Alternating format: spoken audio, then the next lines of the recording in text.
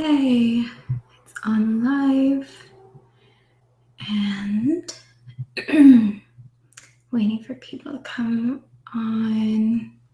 Hi, there are people on. Hello. Welcome to Discover the 3 Massive Mistakes Silicon Valley co-founders make during conflict that prevent them from making leaps for their business. I know we're waiting for some people coming in, but I'll say a couple of things first. So first, I want to thank Runway for co-hosting with me. I'm honored to have an incubator whose mission is to build the best community of entrepreneurs and startups in San Francisco to support me in my exploration. So I'm still waiting on a couple of people, but we'll be okay. So something about me. My name is Cindy Riak, and I coach and train founders. I believe that entrepreneurs and founders are incredible people who are courageous enough to do incredible things. And so I'm so pleased to speak with you tonight. Right off the bat, I want to let you know that I am completely uncomfortable doing webinars. I teach and facilitate workshops in person, and I believe the most magic happens when people are together in the same room. And so I have to imagine that you're in the room with me. I also want to let you know that I've pre-recorded some of the sections of tonight's webinar so that I can answer questions in real time. So no matter what, I'm with you guys and taking questions and feedback, which I do encourage. So please bear with me if you notice that I'm fumbling and nervous.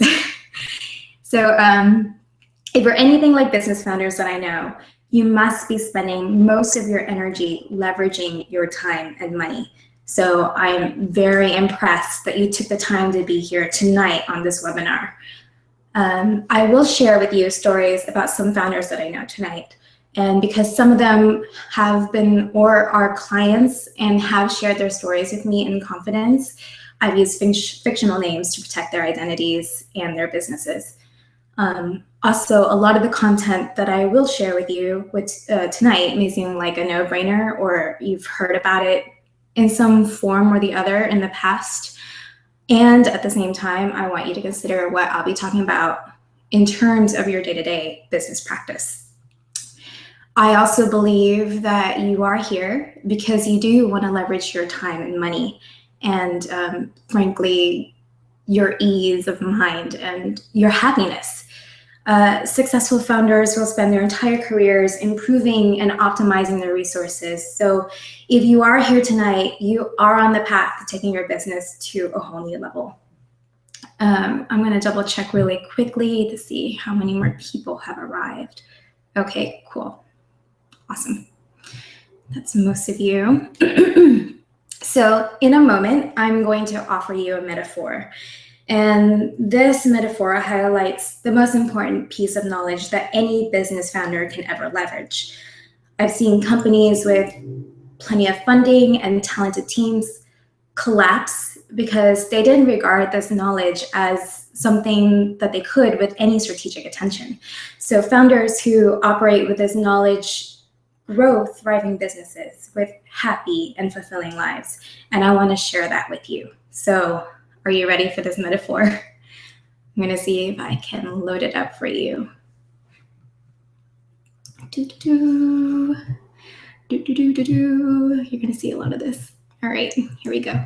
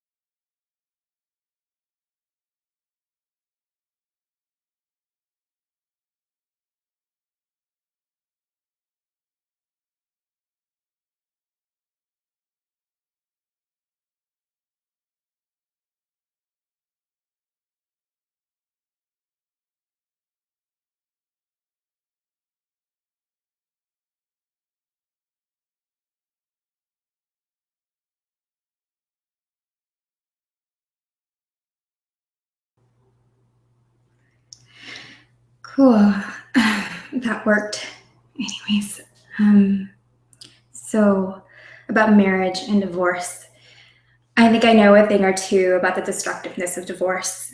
When I was a kid, I watched my parents fight every single day. Conflict was basically not a stranger in our household, and the physical and emotional strain was really challenging, especially for a really distressed 10-year-old. And the repercussions of my parents' divorce continue to affect my adult relationships many, many years later. And there are still some things that I'm trying to resolve for myself to this day. The conflict that was in my family ecosystem had me sensitive to the value of human relationships.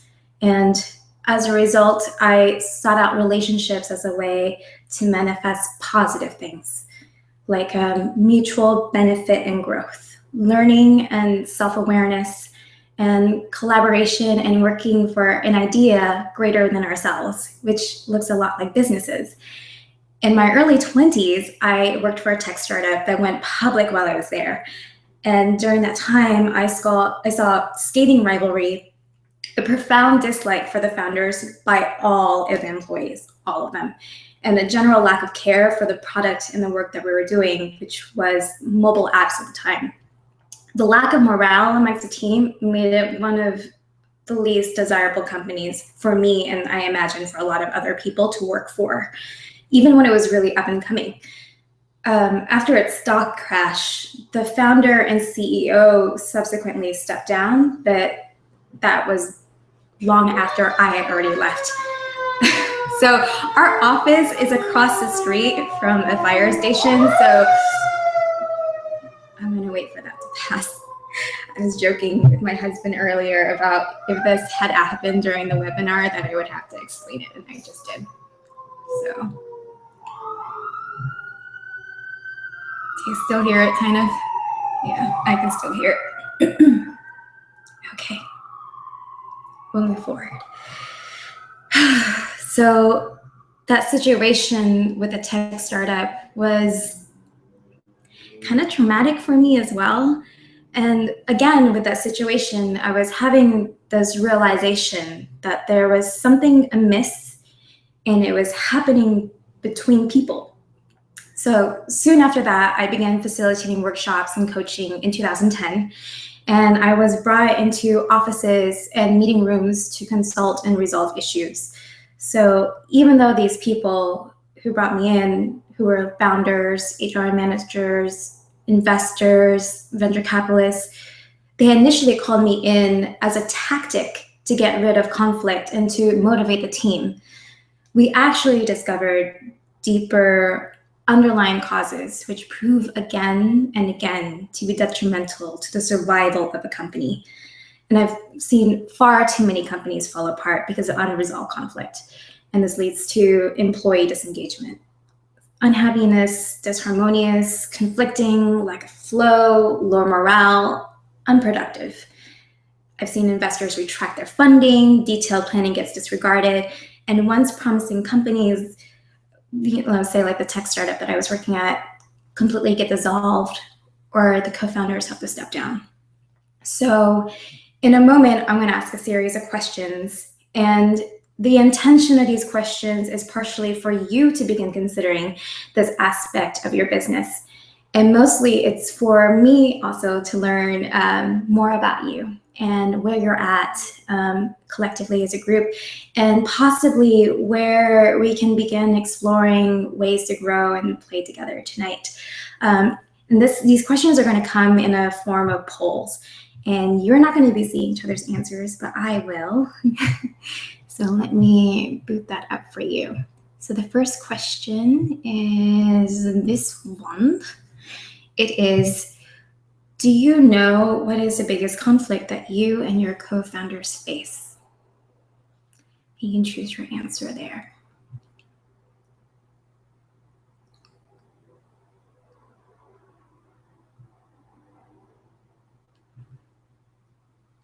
Okay.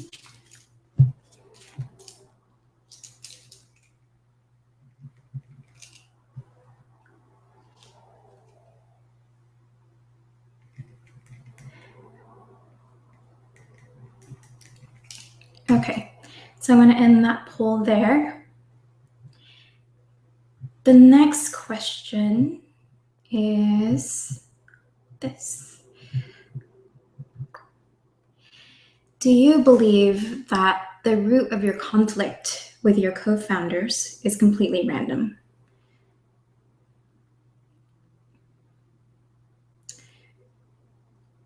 And including external factors, meaning, I don't know, like the example I have is completely random, like your cat died. So, like, is that random? Okay, I'm gonna end the poll in a second. I don't know why I had that cat example. It's so weird. The third question is this. Do you share your process or what is happening for you internally with your co-founders during conflict?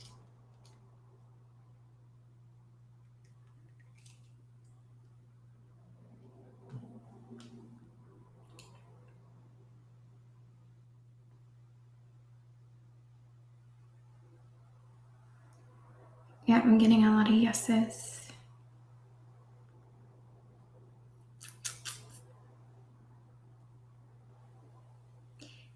Also getting a lot of no's, okay.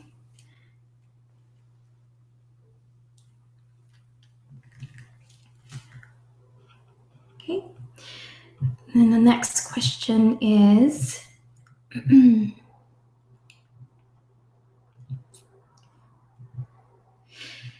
do you tend to blame yourself and or others when things go wrong?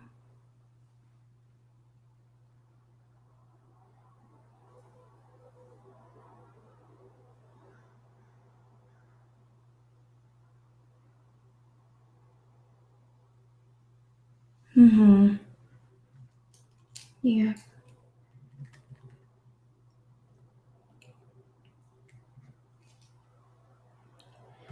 Yeah. That's almost all of you. Wow. Okay. Oh, I feel sad reading that.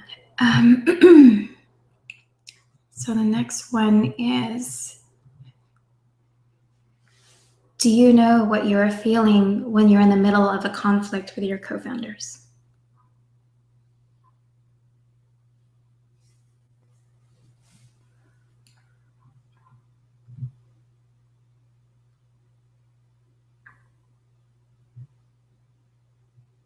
Mm-hmm.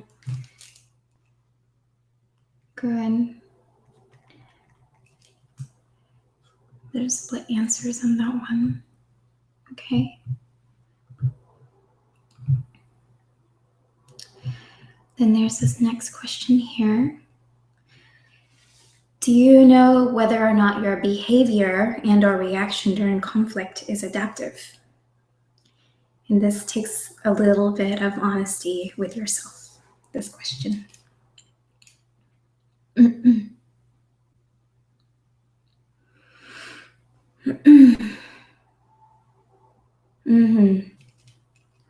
Yeah.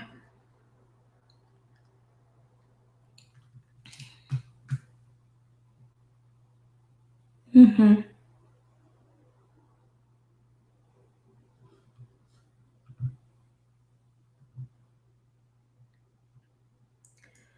Okay. We'll move on to the next question here.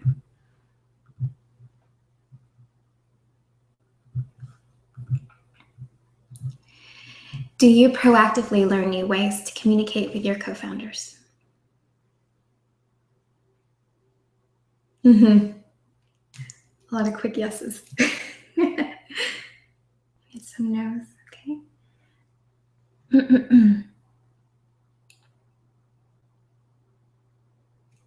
All right. Thank you for that.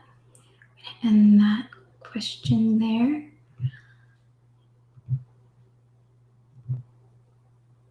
And then here's the next question. Do you think that between you and your co-founders, someone always has to be right and someone ends up always being wrong during a disagreement?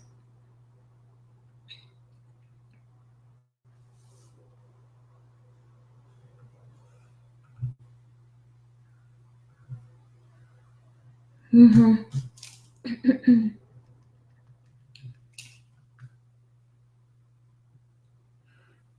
Yeah. Yeah. Mm-hmm. There's a lot of mixed responses here. Okay. We'll move on to the last question here. Okay. And this one also requires a little bit of honesty. If you don't win during a disagreement, do you feel out of control?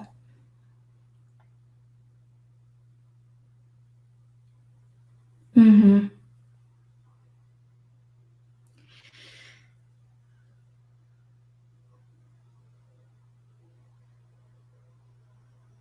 Yeah. Yeah.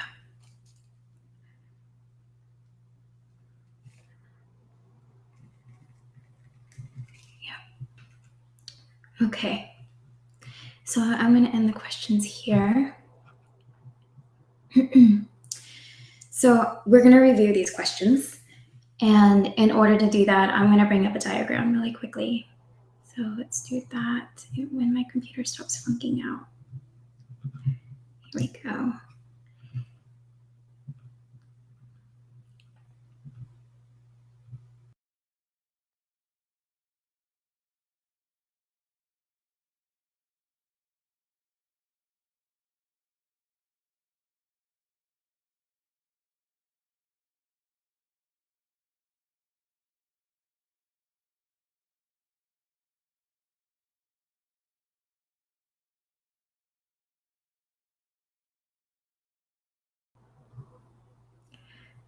Hi, we're back.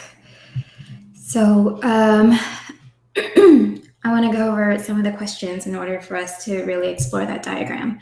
So the 3 questions I want to look at is, do you know what is the biggest conflict that you and your co-founders face? And I have actually 50-50 on yes and no. The second question is, do you believe that the root of your conflict with your co-founders is completely random? A lot of you said no, which is great. So there's an understanding that it's not completely random. And then the third question is, do you share your process or what is happening for you internally with your co-founders during conflict? Some of you said yes, and most of you said no.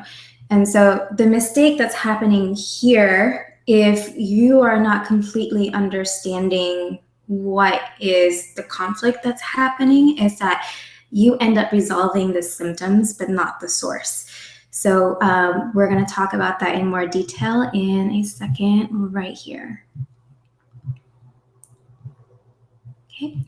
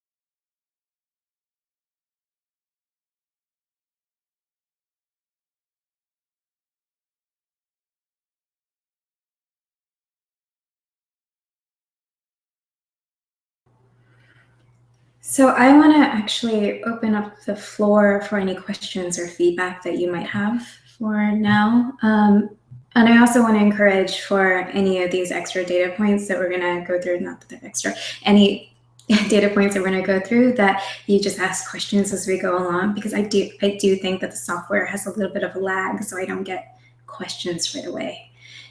Is there anybody who wants to say anything? I want to encourage and welcome any questions or feedback that you may have.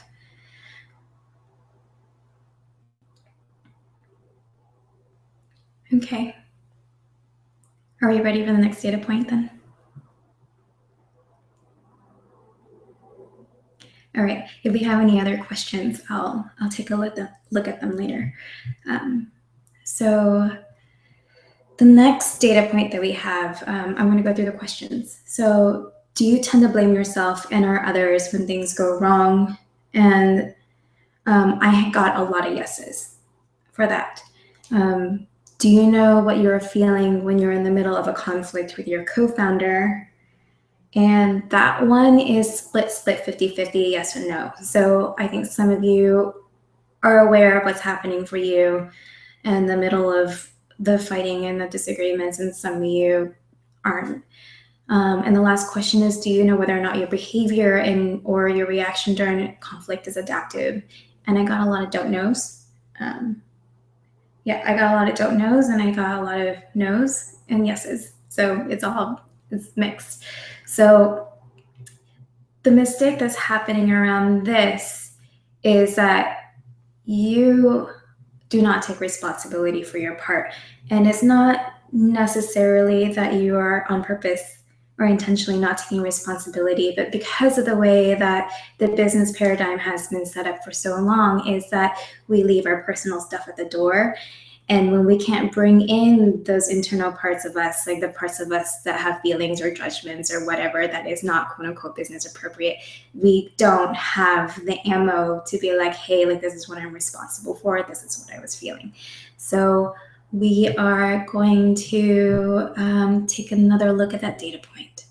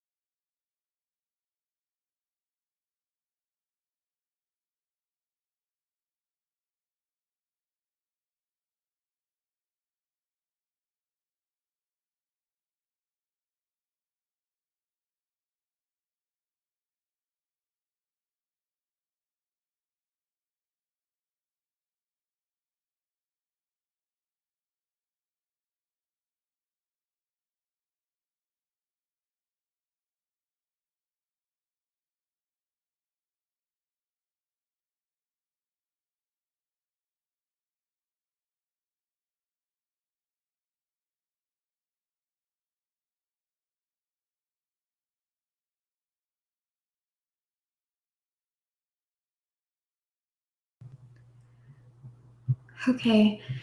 So Kristen had a question or just a response. You said that the interpersonal blind spot doesn't agree with you and it seems to be at odds, but the belief that conflict is not caused by randomness. I don't fully understand why they're at odds for you. So I just want to understand what your understanding is of the interpersonal blind spot. Do you mind if I put you on the mic at all?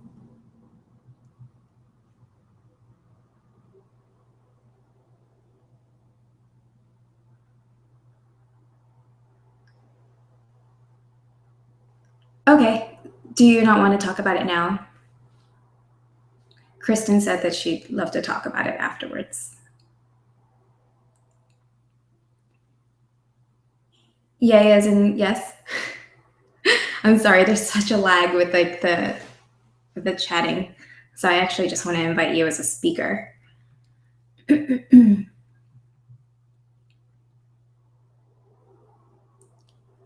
Oh, yeah, I got you.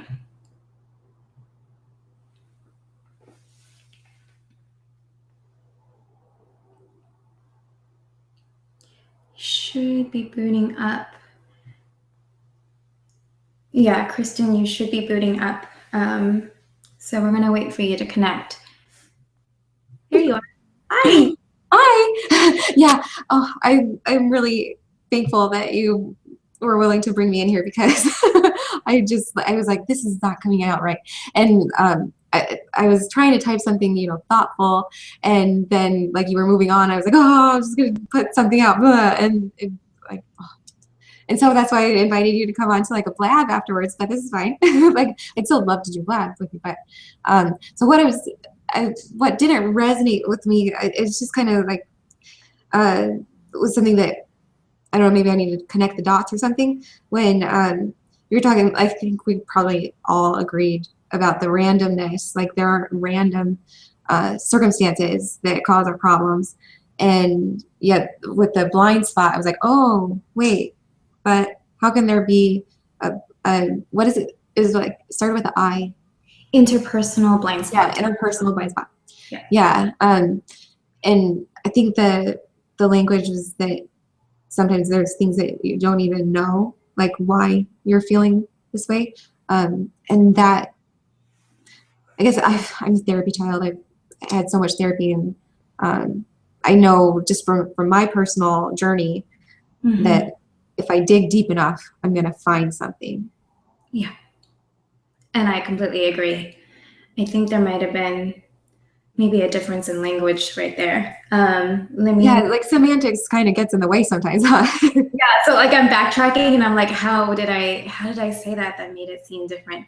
So my understanding of conflict is that it's not random, that there is something happening in the alchemy of the pair or the group of people that's causing something to bubble up over and over again. Is that your understanding too? You're nodding. Yeah, that was my understanding, that's how you felt. It was just that one line that I was like, But we probably have to go to that part, to like the interpersonal part. I don't know. Yes, and I completely agree. Completely. Yeah. There's one piece which is like completely the subjective, which is what's happening over here, and there's also what's happening in that in-between space. And okay, we're gonna keep looking at that. Cool. Well, thank you for having me on. I'm happy to stay, or you can boot me off, whatever you want. Yeah. Okay. Yeah. Let me know. I'm going to have you step down. Is that okay? Okay. Cool. Yeah. Okay. Bye. Bye. Okay. So that's there. So we're gonna move on unless anyone else has questions, and we're gonna look at the last data point. So the three questions are: do you proactively learn new ways to communicate with your co-founders? Most of you said yes, and then some of you said no. Do you think that between you and your co-founders, someone always has to be right and someone ends up always being wrong during a disagreement? And I got a 50-50 yes or no. And then if you don't win during a disagreement, do you feel out of control? And I got all answers of don't know, yes, and no. So my intention around those questions is the mistake that I see is that some people are either unwilling or unable or unaware that they could understand the other person's perspective as well as their own. So I'm gonna boot this video up.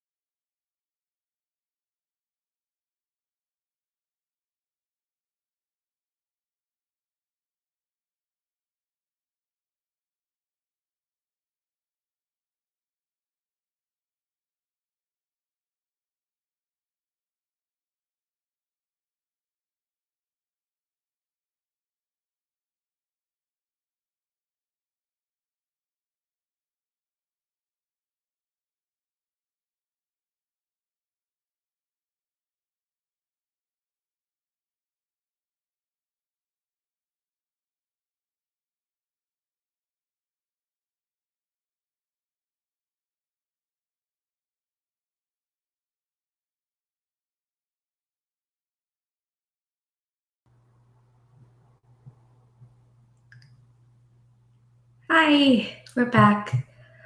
Okay. Again, this is like, I just want to take a little bit more feedback or questions if you have any. And if not, we're going to move on. Okay. Okay, cool. If we have any questions later, I will try to catch them and understand them and respond as soon as I can. I don't know why the chat can be so laggy. All right, so I think I did a lot of talking or a lot of video playing, and I've also been doing some sitting, and I imagine you're sitting as well. So if you really want to stay with me, I want to actually invite you to just check out how you're doing physically. Like like for me, I'm checking to see if my feet are planted on the floor and whether or not your hands are resting at your keyboard or by your side or on your lap. So so like no matter how you're standing or sitting right now, like I want you to actually stand up and take a stretch. So I'm gonna do that. And then I'm already starting. And so if you could just like open up your mouth and like fake a yawn and like a really big long yawn. And then just like notice how you're doing, like where you're mentally and emotionally and physically at. And yeah. Okay. So when you're ready, just take that comfortable position that you were in watching the webinar, whether or not that's sitting or standing or on your head, and we'll continue. So do you want to know what is the quick, easy solution to any conflict or potential pitfalls for your business? I imagine that you do. But unfortunately, there isn't a quick and easy solution, at least not one that will stick. And I'll talk about more why. So, what? Oh no, cutoffs. Okay, we'll talk about that.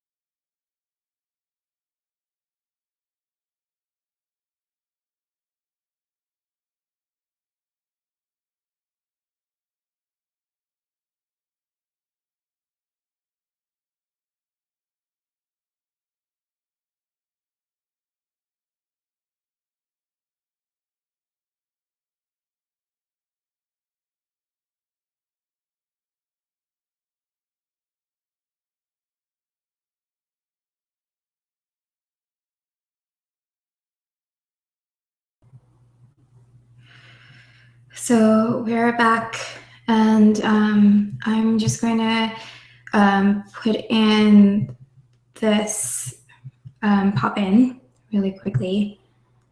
And this is just so that you could just have an interview with me. So this is the 30-minute interview, so you can just apply. So the last few things I want to say, and I'm just going to open up the floor for questions and feedback. So I know it sounds really cheesy, but I really believe that a business has a higher chance of survival if the company implements a kind of like a couples therapy for founders. So when you're fighting, everything sucks, and then there's not enough attention to clear the conflict, and there's no one who can actually look in, and there's no discussion that's happening. Sometimes founders' divorce goes down and it really sucks. So honestly, it doesn't have to be that way. You and your co-founders, your relationship will make or break the success of your company. So I completely believe that effective, authentic communication can be learned. And so we have a couple of minutes left, and you're welcome to stay on. I'm going to take some questions. So again, I really want to thank you for taking the time to be here tonight. And I want to thank Runway for co-hosting with me. And if you have any questions after this webinar, you'll be receiving an email of some sort, like it's like a replay, and you can hit reply to just send questions to me. So thank you to those of you who need to run, and I'll just be taking questions right now.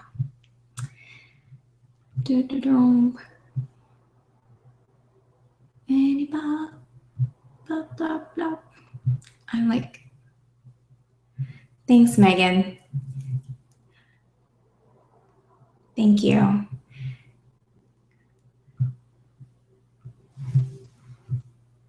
I'm sorry that that one video cut off. Yeah. Great.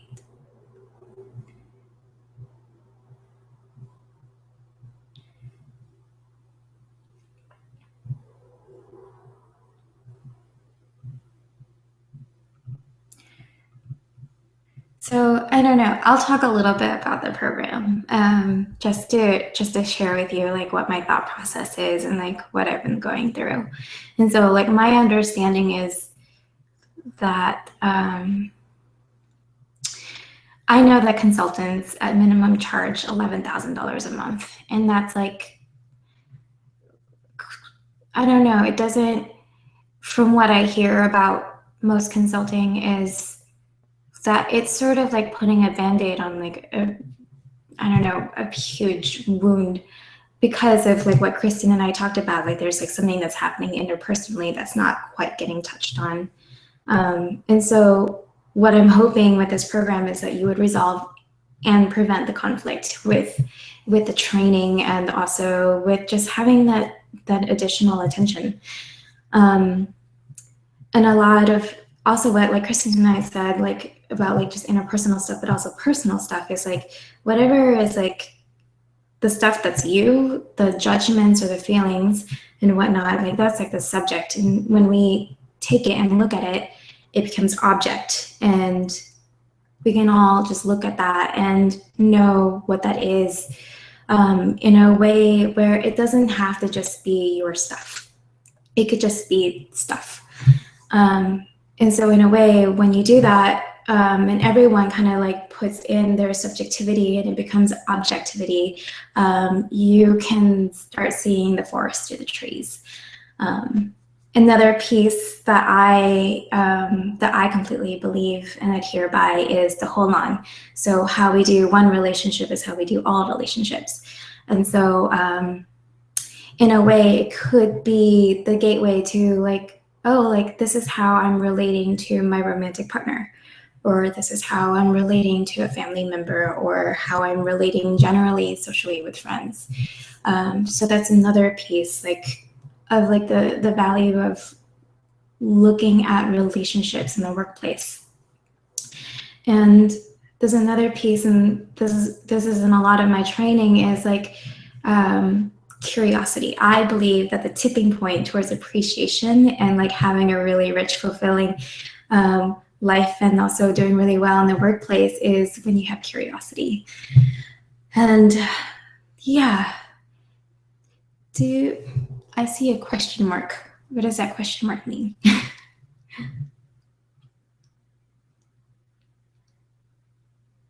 Do you want to speak?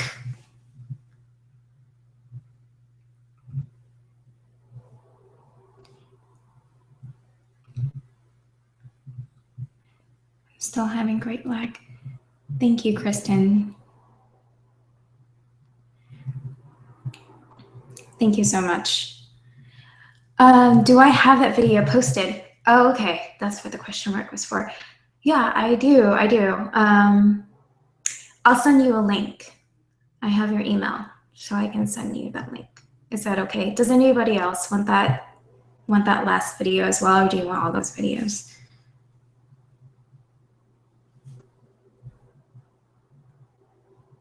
You'll also be getting a replay of this entire webinar. And if that video doesn't show up there, I'll send you that video additionally. Okay. So people are following, yeah, the last video, I'll send that to you. Okay. So people are falling off. So I'm going to bid adieu unless there are any last questions. And again, I really want to thank everyone for being here. And thank you so much. I'm still jittery, and I think I'm gonna like go and like bury my face into some pillows now. This has been like a process for me, and like really pushing this out and birthing it, and yeah, it's so incredibly vulnerable to just be like, hey, here's this thing, and I care about it, and like, thanks for seeing it. So yeah, I'm going to be ending the video now. Thank you again, and we'll see you soon.